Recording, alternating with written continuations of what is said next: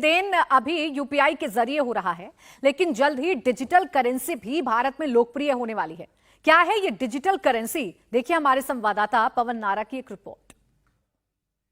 Central bank digital currency यानी वो रुपया जो फिजिकल फॉर्म में नहीं है, वो डिजिटल फॉर्म में है।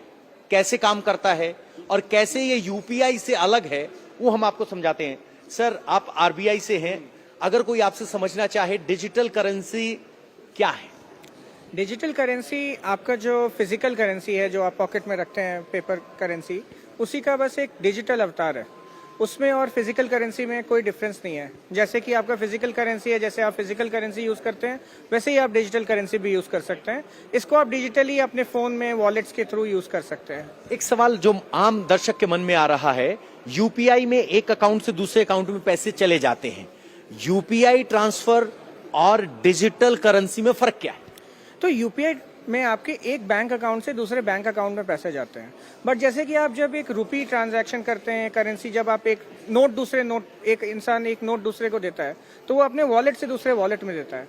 वैसे ही डिजिटल करेंसी में एक डिजिटल वॉलेट है आपके पास, आप उस वॉलेट से अपनी करेंसी या अपने नोट दूसरे वॉलेट में सीधे डायरेक्ट ट्रांसफर कर सकते हैं। उसमें बैंक अकाउंट का कोई रोल नहीं है। अच्छा, बैंक अकाउंट हो ना हो, वॉलेट टू वॉलेट वो ट्रांसफर हो जाएगी? नहीं, अभी हमारा पायलट स्टेज में है, तो अभी वॉलेट मिलने के लिए बैंक अकाउंट चाहिए, क्योंकि जिसके पास बैंक अकाउंट है वही वॉलेट ले सकता है। बट जब ट्रांजैक्शन होता है तो डायरेक्ट एक वॉलेट से दूसरे वॉलेट में जाता है, वो बैंक के थ्रू होके नहीं जाता है। अच्छा, तो जो पेमेंट हिस्ट्री होती है, कई बार होता है कि पेमेंट साइकिल अपडेट होने में टाइम लगता है, वो नहीं होगा, रियल टाइम होगा। हाँ, ये आपका रुपी और एक पेमेंट सेटलमेंट में ये डिफरेंस है कि जो ये करेंसी ट्रांजैक्शन होता है वो इंस्टेंट होता है, मतलब तुरंत होता है, खत्म। एक बार मैंने आपको पैसा दे दिया, ट्रांजैक्शन खत्म। आधे घंटे, 5 मिनट, 10 मिनट रुकने का नहीं है कि अब सेटल कब होगा, तुरंत सेटल हो गया। यानी एक अकाउंट से जब दूसरे अकाउंट में जाता है तो करेंसी को सेटल होने के लिए टाइम लगता है। अगर कोई गलत पेमेंट हो जाए तो उसको रिवर्स होने के लिए 48 घंटे लगते हैं। इसमें ऐसा नहीं है, तुरंत डिजिटल पेमेंट होगी। और उसमें नोट सिर्फ एक नंबर नहीं है, उसमें डिजिटल नोट दिखाई देता है। मैम, अगर आप डिजिटल नोट हमारे को दिखा पाए, अगर यहां होगा तो आप डिजिटल नोट यहां से ले सकते हैं अपने उसके जरिए। और अगर वॉलेट देखेंगे तो आपको सामने यहां नोट भी दिखाई देंगे। और ये देखिए, 2 रुपए, 5, 10 रुपए, 20 रुपए, इस तरह से डिजिटल नोट है। इसमें भी वही लिखा गया है। अगर हम नोट के बात करें, I promise to pay the bearer the sum of 100 rupees, यानी मैं धारक को 100 रुपए अदा करने का वचन देता हूं। उसके नीचे उसका डिजिटल सिग्नेचर है, 100 की वैल्यू है, ऊपर रिजर्व बैंक ऑफ इंडिया लिखा गया है। यानी ये डिजिटल करेंसी है। और ये अब वो अगला स्टेप है जो भारत क्रांतिकारी स्टेप लेने जा रहा है, जिसकी वजह से ये रिवोल्यूशनाइज हो जाएगा।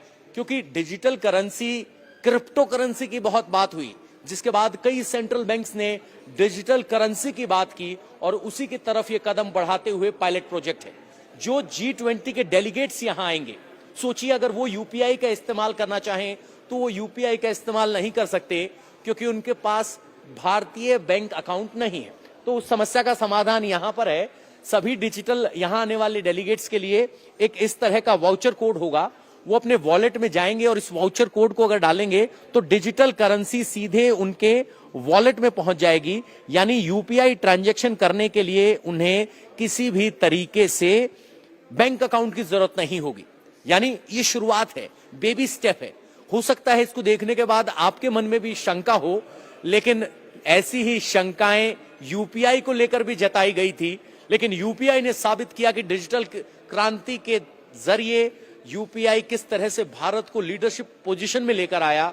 उम्मीद की जानी चाहिए कि सेंट्रल बैंक की जो डिजिटल करेंसी है वो एक और चमत्कारी डिजिटल स्टेप हो, जो ईज ऑफ डूइंग बिजनेस के साथ साथ बेनिफिट ट्रांसफर को क्रांतिकारी तौर पर बदल दे।